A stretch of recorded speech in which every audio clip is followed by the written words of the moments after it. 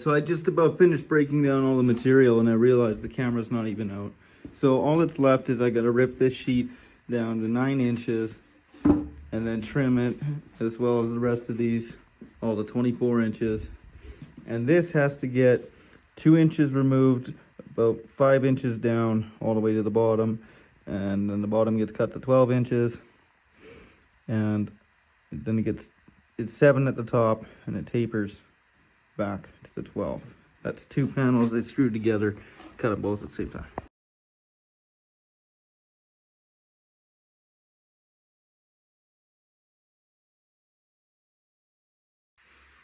So I'm going to cut this piece of poplar into the base, 12 inches wide, 24 long.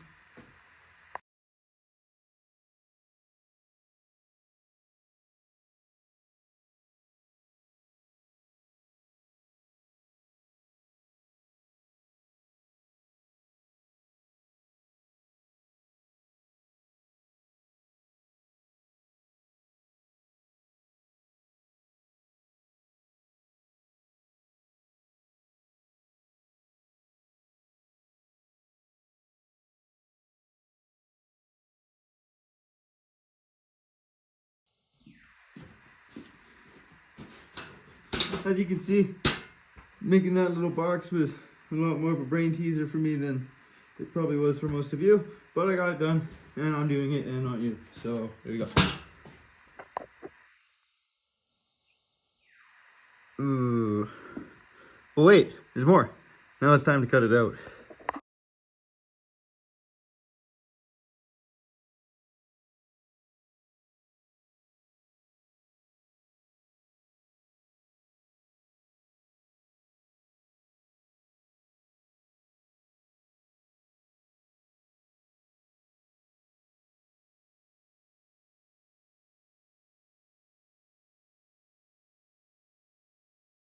Okay, next I've got to take this 1x4 and I'm going to take this 2x4. I'm going to cut them both to 14 inches. Well, I'll make that 15 because I need to glue them together and I need both of those pieces to be at 7 inches. So give me a little extra. You always go like an inch or so more. Let's do it!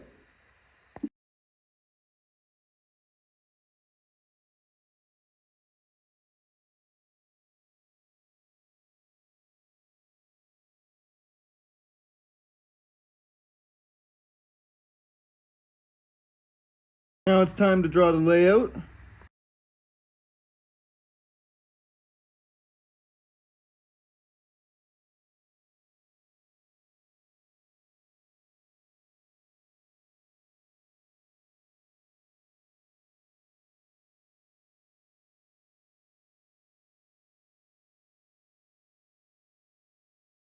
So now it's time to mark out the tenons and the fingers.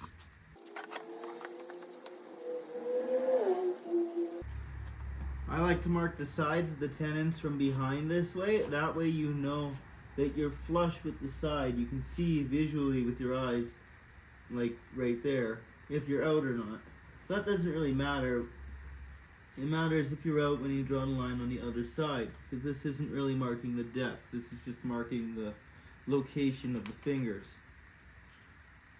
So now we've marked the depth.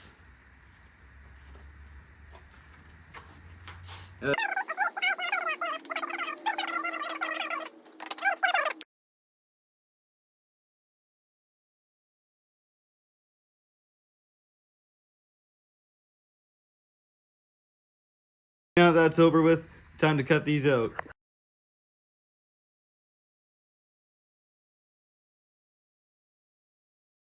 Good morning and welcome to the assembly.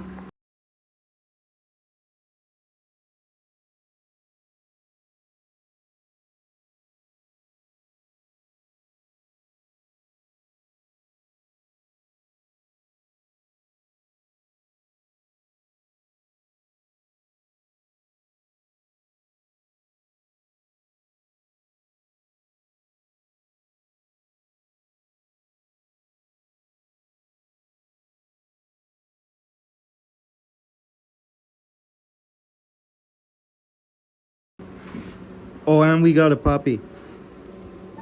His name's Dio.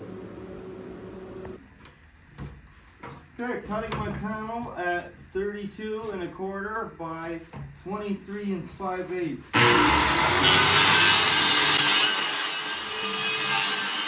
I made a mistake. You can see that the cut drifted that way. As I overextended myself trying to cut this way, which I shouldn't have bothered doing. I actually only did that trying to make a good shot. So just an example of how filming these videos makes everything so much harder. And we also just got a new dog, so I got a lot on my mind right now. But I'm going to show you how to fix that, because this cabinet's going to have trim all over the edges of it. So I'm not really worried because no one's going to see that anyway. So super easy fix.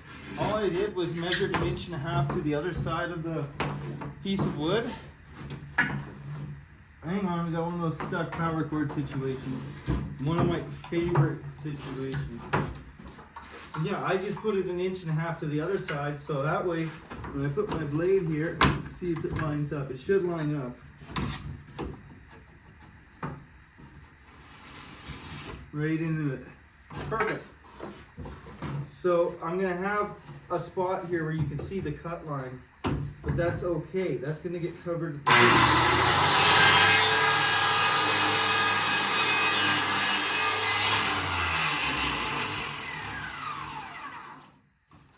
Alright, see how I did.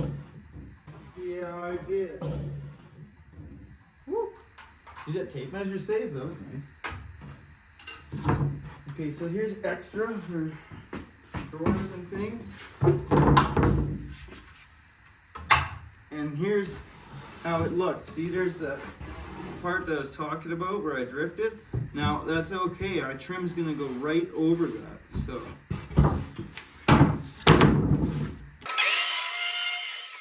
If it fits.